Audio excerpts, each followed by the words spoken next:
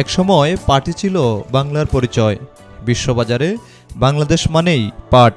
যে পাটকে বলা হতো সোনালী আঁশ, আজ সেই পাটের উৎপাদন ও বিপণন পড়েছে গভীর সংকটে। 60-এর দশকে বিশ্বে ব্যবহৃত পাটের প্রায় 80% যেত এই ভূখণ্ড থেকে। পাট ছিল দেশের প্রধান বৈদেশিক মুদ্রা আয়ের উৎস। এই শিল্প ঘিরে গড়ে উঠেছিল শহর জীবন ও অর্থনীতি।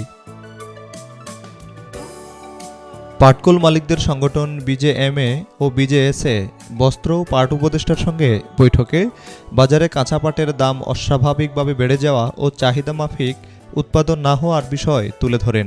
এর প্রেক্ষিতে কাঁচা পাট রপ্তানিতে শর্ত আরোপসহ পরিপত্র জারি করে মন্ত্রণালয়। ফলে কাঁচা পাট রপ্তানি কমলেও বাজারে এর সরবরাহ স্বাভাবিক হয়নি। এখন প্রতিমণ কাঁচা পাটের দাম 5,000 টাকারও বেশি। পাটকল মালিকদের অভিযোগ, কিছু ব্যবসায়ী কাঁচা পাট মজুত করে কৃত্রিম সংকট তৈরি করছে। দেশীয় কারখানার বদলে ভারত সহ বিভিন্ন দেশে পাঠাচ্ছে এসব মজুতকৃত পাট। তবে পাটের উচ্চমূল্য পাচ্ছেন না চাষিরা। মধ্যস্বত্বভোগীরাই লাভবান হচ্ছেন এবং পাচ্ছেন এর সুফল।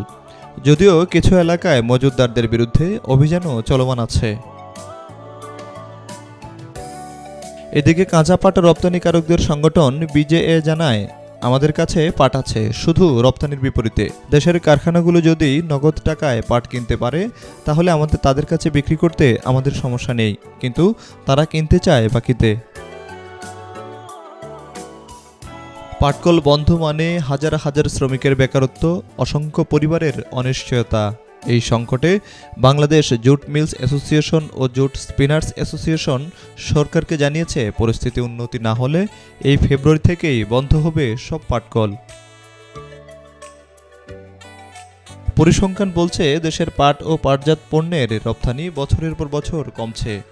যে শিল্প একসময় অর্থনীতির চালিকা শক্তি ছিল, আজ সেই শিল্প টিকে থাকার লড়াইয়ে নেমেছে। বিশ্ব যখন প্লাস্টিক ছেড়ে পরিবেশ বান্ধব পণ্যের দিকে ঝুঁকছে, তখন পাট হতে পারত বাংলাদেশের বড় শক্তি।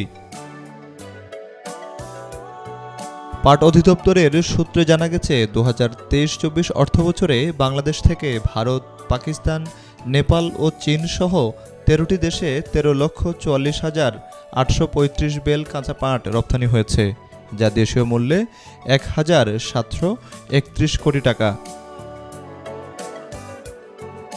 সোনালী আঁশ কি আবার ফিরবে তার হারানো গৌরবে, নাকি অবহেলায় হারিয়ে যাবে বাংলার ঐতিহ্যবাহী এই শিল্প?